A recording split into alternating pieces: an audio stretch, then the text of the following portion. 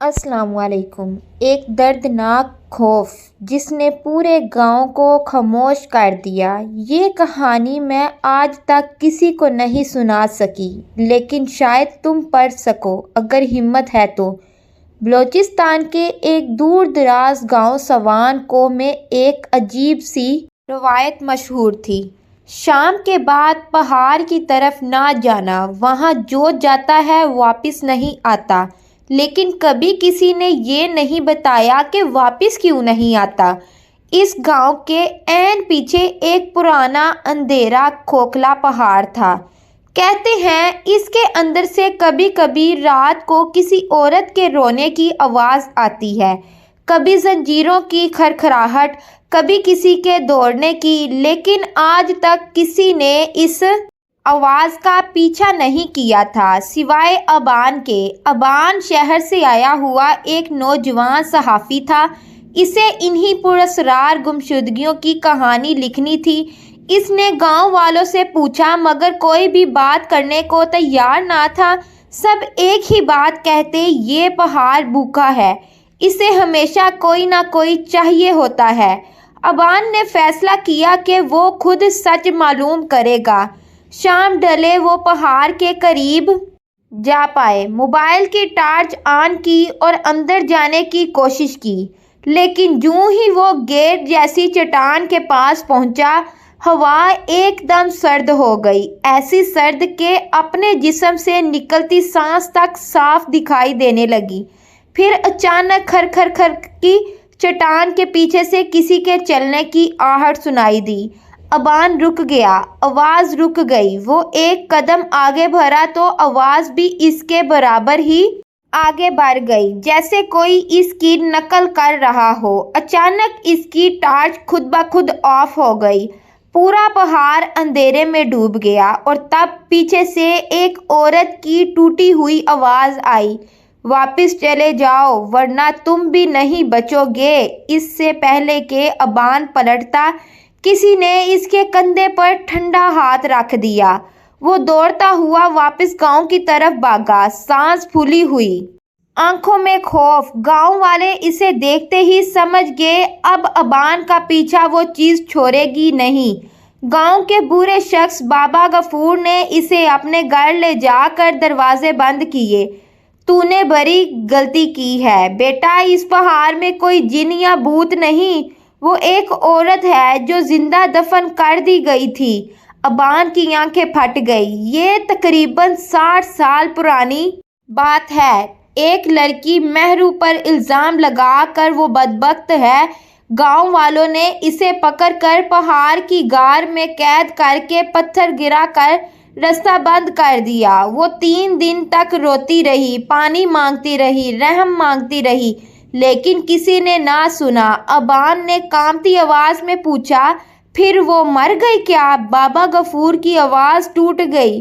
مرنا آسان ہوتا بیٹا، وہ آج تک نہیں مری، نہ بڑھاپا، نہ موت، صرف بھوک اور انتقام باقی ہے۔ ابان کے ہاتھ پیر سن ہو گئے۔ جو اس غار کے نزدیک جاتا ہے وہ اسے اپنی بھوک مٹانے کے لیے کھینچ لیتی ہے۔ رات کے 2 بجے ابان کے دروازے پر ہلکی کھٹکھٹ ہوئی۔ اس نے کھڑکی سے باہر جھانکا، کوئی نہیں تھا، لیکن دروازے کے باہر مٹی پر گیلی انگلیوں کے نشانات تھے، جیسے کوئی رینگتا ہوا آیا ہو۔ پھر آہستہ سے آواز آئی، ابان تم نے میرے رونے کی آواز سنی تھی؟ پہلی بار کسی نے سنی تھی، اب تم ہی مجھے آزاد کرو۔ آواز میں وہی درد، وہی ٹوٹا ہوا دکھ جو انسان کو پتھر کر دے۔ ابان دروازہ کھولنے لگا، مگر جیسے ہی دروازہ آدھا کھلا ایک بھیانک سائے نے اسے باہر گھسیٹنے کی کوشش کی۔ وہ چیخا، پورا گاؤں جاگ گیا۔ گاؤں والے دوڑے، مگر جب تک دروازہ توڑا ابان جا چکا تھا۔ صرف زمین پر نوکیلے ناخنوں کے گہرے نشان تھے اور اس کا موبائل جس میں آخری ریکارڈنگ چل رہی تھی۔ مجھے آزاد کرو ورنہ میں کسی اور کو لے جاؤں گی۔ اب سوا کو کے گاؤں کے لوگ جانتے ہیں وہ عورت ابان کو لے گئی ہے، لیکن بدلے میں آزادی نہیں ملی، وہ اب بھی قید ہے۔ اب بھی بھوکی ہے، اب بھی روتی ہے اور ہر نئے مسافر کو اندھیرے میں پکارتی ہے، صرف ایک قدم اندر رکھو، میں تمہیں نقصان نہیں پہنچاؤں گی۔ لیکن جو ایک قدم اندر رکھ دیتا ہے وہ کبھی واپس نہیں آتا۔ ابان کی گمشدگی کو پورے 2 ہفتے ہو گئے تھے۔ گاؤں والے اس کا نام لینے سے بھی ڈرتے تھے، مگر شہر میں بیٹھا اس کا بڑا بھائی احمد اس خاموشی کو قبول نہ کر سکا۔ وہ ابان کو بچپن سے ڈرپوک سمجھتا تھا، لیکن اسے مرنے والے کبھی تصور نہیں کر سکتا تھا۔ احمد نے فیصلہ کیا، اگر ابان اس پہاڑ میں گیا تھا تو میں بھی جاؤں گا، چاہے مجھے جیتا نہ چھوڑے۔ احمد گاؤں پہنچا تو ہر چہرہ جیسے اسے خبردار کر رہا تھا۔ بابا غفور خاموش بیٹھا تھا، نگاہیں زمین میں گری ہوئیں۔ بابا، میرے بھائی کا کیا ہوا؟ بوڑھا کانپتا ہوا بول اٹھا۔ بیٹا، اس غار کا راستہ اب بند ہے، پہاڑ نے اسے نگل لیا ہے، میں راستہ کھولوں گا۔ بابا غفور کی آنکھوں میں خوف ابھرا۔ پہاڑ اپنے شکار واپس نہیں دیتا، جو اندر جاتا ہے باہر صرف آواز بن کر آتا ہے، جسم نہیں۔ احمد ایک قدم بھی نہ پیچھے ہٹا۔ وہ رات کے وقت پہاڑ کی طرف گیا، ٹارچ ہاتھ میں۔ ابان کی یاد دل میں غار کے دہانے پر پہنچا تو ایک عجیب سی بدبو اٹھ رہی تھی، جیسے کوئی چیز گل کر بھی نہ سڑ رہی ہو۔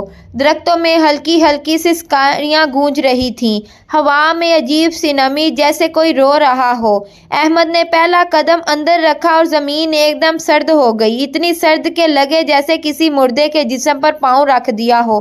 اسی لمحے ایک آواز آئی، تم کیوں آئے ہو؟ احمد نے ٹھنڈی ہوا کو ہیرتے ہوئے جواب دیا، میں اپنے بھائی کو لینے آیا ہوں۔ آواز ہنس پڑی، ایسی ہنسی جس میں بھوک، درد اور پاگل پن یکجا ہو۔ جو میرے پاس آتا ہے واپس نہیں جاتا۔ غار آگے جا کر بہت وسیع تھی، ٹارچ کی روشنی کم پڑ رہی تھی۔ دیواروں پر ناخنوں کے نشانات، زمین پر رینگنے کے پرانے نشانات، اور کچھ جگہوں پر جیسے انسان کے جسم کو گھسیٹ کر لے جایا گیا ہو۔ ایک جگہ احمد کو اپنے بھائی کا رومال ملا، اس پر خون کے داغ تھے، لیکن خون سیاہ ہو چکا تھا، عجیب طرح کا۔ احمد آگے بڑھا تو اچانک ٹارچ چپک گئی اور ایک ڈھانچے پر پڑی، کچھ ہڈیاں، کچھ گوشت کے لٹکے ٹکڑے، اور دیوار پر خون سے لکھا ہوا، مجھے آزاد کرو۔ احمد کے قدم ڈگمگائے۔ یہ انسان کے لکھے لفظ نہیں لگتے تھے، یہ کسی زخمی درندے جیسی لکیر تھی۔ اندھیرا گہرا ہوا تو اچانک ایک سائے نے حرکت کی۔ احمد نے ٹارچ سیدھی کی اور اس کی آنکھیں پھٹ گئیں۔ ایک عورت، نیم مڑی ہوئی، بال گھٹنوں تک جلے ہوئے، چہرے پر آنکھیں صرف سفید خلا کی طرح اور جسم پر پتھر رگڑنے کے نشانات۔ اس کی آواز وہی دردناک ٹوٹی ہوئی، میں مر نہیں سکتی، میں بھوک برداشت نہیں کر سکتی، اور تم دونوں بھائی بہت دیر سے میرے اس پاس آنے والے تھے۔ احمد نے ہمت جمع کی، میرا بھائی کہاں ہے؟ وہ مسکرائی، مسکراہٹ نہیں، زخم کی کھلتی ہوئی درار۔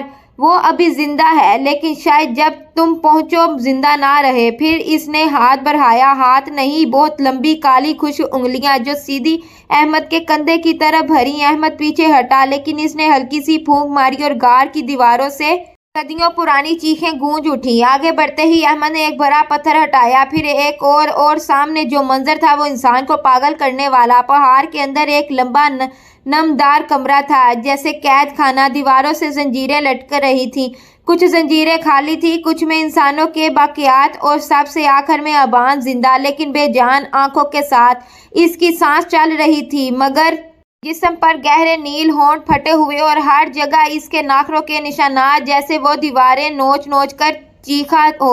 احمد بھاگ جاؤ، ابان نے ہلکی مدھم آواز میں کہا، وہ پیچھے ہے۔ احمد پلٹا، مہرو اپنے پورے قد میں پھٹی ہوئی آواز میں بولی، ایک کو جاؤ گی، ایک کو رکھ لوں گی۔ غار ٹوٹنے لگی، زمین لرزنے لگی۔ مہرو غصے میں چیخ رہی تھی، مجھے آزاد کر دو ورنہ تم دونوں مر جاؤ گے۔ احمد سمجھ گیا، اسے آزاد کرنے سے پہاڑ کے باہر تباہی ہوگی۔ وہ اپنے بھائی کو کندھے پر ڈال کر چیخا، ہم دونوں باہر جائیں گے، کوئی سودا نہیں۔ مہرو نے ایک تھرا دینے والی چیخ ماری، ایسی چیخ جس سے پوری غار پھٹنے لگی، پتھر گرنے لگے، اندھیرا ہر طرف پھیل گیا۔ احمد بھائی کو لے کر دوڑنے لگا، لیکن ایک پتھر سیدھا اس کے پیچھے گرا۔ روشنی بند، آوازیں بند، اور پھر مکمل خاموشی۔ گاؤں والے پہاڑ کی طرف دوڑے، راستہ مکمل بند تھا، دھواں سا اٹھ رہا تھا، کوئی اندر نہیں جا سکتا تھا، لیکن باہر زمین پر صرف ایک چیز پڑی تھی، احمد کی ٹارچ جس پر تازہ خون لگا ہوا تھا اور ٹارچ کے نیچے پتھر پر تازہ زخموں سے لکھا ہوا تھا، میں ابھی بھی بھوکی ہوں۔ گاؤں والے سمجھے احمد اور امان مر گئے، لیکن پہاڑ وہ کبھی کسی کو فوراً نہیں مارتا، وہ پہلے انسان کو اپنا بناتا ہے۔ پہاڑ بند ہونے کے 3 دن بعد ہر رات گاؤں میں ایک نئی آواز آنے لگی، دروازہ کھولو، میں احمد ہوں۔ گاؤں والے دروازے نہیں کھولتے تھے کیونکہ آواز تو احمد کی تھی، لیکن لہجہ انسانوں جیسا نہیں تھا۔ بابا غفور سب کو ایک بات یاد دلاتے، پہاڑ جیسے پکڑ لیتا ہے، اسے باہر آنے کے لیے جسم نہیں دیتا، صرف آواز دیتا ہے۔ مگر یہ بات پوری سچ نہیں تھی۔ چوتھی رات ایک لڑکا چیختا ہوا پورے گاؤں میں دوڑتا آیا، میں نے پہاڑ کے پیچھے احمد کو دیکھا ہے، لیکن اس کی آنکھیں سفید تھی، پوری سفید۔ لڑکے کے ہاتھ کانپ رہے تھے، وہ ایسے چل رہا تھا جیسے پاؤں زمین کو نہ لگ رہے ہوں۔ گاؤں والوں میں فضا ٹھنڈی ہو گئی، کوئی بول نہ سکا۔ اگلی رات احمد اور امان کی ماں نے دروازے پر ہلکی سی دستک سنی، دستک نرم تھی جیسے اپنا بچہ گھر لوٹ آیا ہو۔ اس نے کان سے لگا کر پوچھا، کون؟ باہر سے آہستہ سے آواز آئی، امی میں ابان، دروازہ کھولو۔ ماں زار زار رونے لگی، بیٹا تو زندہ ہے میرے بچے، دروازہ کھولو۔ باہر ہلکی ہنسی آئی، لیکن یہ ہنسی وہ ہنسی نہیں تھی جو انسان ہنستا ہے۔ ماں کا دل دہل گیا۔ پھر دروازے کے نیچے سے کسی لمبی انگلی نے اندر آنے کی کوشش کی۔ ماں چیخ پڑی، گاؤں والے دوڑے آئے، باہر کوئی نہیں تھا، صرف مٹی پر 3 الفاظ لکھے تھے، ہم ابھی بھی بھوکے ہیں۔ پہاڑ صرف ایک اسیب زدہ عورت کا ٹھکانہ نہیں تھا، وہ عورت مہرو خود بھی کبھی انسان تھی، مگر پہاڑ کے اندر سالوں کی بھوک نے اسے انسانی گوشت سے چپڑنے والی چیز بنا دیا تھا۔ لیکن اب معلوم ہوا وہ اکیلی نہیں تھی، وہ پہاڑ میں نئے رقص بناتی تھی، ایسی مخلوق جو آدھی انسان آدھی سایہ ہوتی ہے، اور احمد ابان اب وہ اسی کا حصہ تھے، زندہ چلتے پھرتے لیکن انسان نہیں۔ رات کے 12 بجے گاؤں کے باہر کی بکریاں اچانک چیخنے لگیں، کسی نے دروازے کھول کر دیکھا تو دل خلق میں آ گیا۔ 2 لمبے سائے جو انسان لگتے تھے بکریوں کے گرد گھوم رہے تھے، ان میں سے ایک نے منہ کھولا مگر وہ آواز انسان کی نہیں تھی، جیسے کوئی گارڈ چیر کر چیخ رہا ہو۔ پھر دونوں سائے ایک دم رکے اور پورا گاؤں پہلی بار ان کی شکل دیکھ پایا، ان کی آنکھیں سفید، دوسرے کی سرخ، اور چہروں پر وہی زخم جو پہاڑ کے اندر دیواروں پر تھے۔ گاؤں والے کانپ گئے، یہ احمد اور ابان تھے، لیکن اب وہ انسان نہیں تھے۔ وہ دونوں ایک ساتھ بولے، ماں ہمیں اندر کیوں نہیں آنے دیا، ہمیں بھوک لگی ہے۔ گاؤں والوں نے خود کو گھروں میں بند کر لیا، ہر طرف چیخیں، دروازے بجنے کی آوازیں، کھڑکیوں کے پیچھے سفید آنکھیں۔ پھر آسمان میں ایک بھیانک گرج ہوئی اور پہاڑ کے اندر سے مہرو کی آواز پورے گاؤں میں گونج گئی، میں انہیں لینے آئی ہوں، جو بھی میرا راستہ روکے گا وہ میرے ساتھ چلے گا۔ زمین ملنے لگی، پہاڑ کے راستے سے دھواں اٹھنے لگا، سائے گاؤں میں پھیل گئے اور پھر سب کچھ خاموش ہو گیا۔ دن نکلنے لگے، گاؤں کے آدھے لوگ غائب تھے، گھر کھلے ہوئے، دروازے ٹوٹے ہوئے، مٹی پر لمبی انگلیوں کے نشان اور پتھر پر لکھا ہوا، یہ تو صرف شروعات ہے۔ سواکو کے گاؤں میں تباہی کے بعد صرف 7 لوگ زندہ تھے۔ یہ 7 لوگ تہہ خانوں میں چھپ کر کسی طرح صبح تک زندہ رہ گئے تھے۔ جیسے ہی سورج نکلا انہوں نے سب سے پہلے دیکھا کہ پورا گاؤں سناٹا، آدھے گھر خالی، اور پہاڑ کے دہانے سے دھواں اٹھ رہا تھا۔ بابا غفور نے آسمان کی طرف دیکھ کر کہا، اب یہ لعنت یہاں نہیں رکے گی، یہ شہر تک جائے گی۔ ساتوں نے شہر کی طرف بھاگنے کا فیصلہ کیا۔ جنگل کے راستے سے نکلتے ہوئے وہ مسلسل پیچھے دیکھتے رہے، سورج ان کے لیے واحد حفاظت تھا۔ مگر جیسے ہی وہ جنگل کے آخری حصے میں پہنچے، درختوں کے بیچ سفید آنکھوں کی جھلک نظر آئی، دور، بہت دور، کوئی ان کا پیچھا کر رہا تھا۔ علی نے روتے ہوئے کہا، وہ احمد ہے، میں نے دیکھا، اس کی آنکھیں مجھے دیکھ رہی تھی۔ سب کانپ گئے، وہ لوگ اب انسانوں کی طرح نہیں چلتے تھے، بلکہ سایوں کی طرح درخت سے درخت تک چھلانگیں مارتے تھے۔ شام سے پہلے ان لوگوں کو شہر تک پہنچنا ضروری تھا، ورنہ وہ شہروں میں پھیل جائیں گے۔ شہر پہنچنے کے بعد وہ سیدھے تھانے گئے۔ پولیس نے پہلے بات پر یقین نہیں کیا، لیکن جب بشرا نے اپنے موبائل سے پہاڑ کے باہر کے ویڈیوز دکھائے تو کئی پولیس والے صدمے میں بیٹھ گئے۔ ویڈیو میں واضح دکھائی دے رہا تھا ایک لمبی سفید آنکھوں والی عورت اور اس کے پیچھے چلتے 2 مرد جو زمین پر پاؤں رکھے بغیر چل رہے تھے۔ فوراً شہر میں ہنگامی حالت لگ گئی، مگر بہت دیر ہو چکی تھی۔ رات کو 1 بجے شہر کے قبرستان میں پہاڑ کی مہرو پہلی بار دکھائی دی۔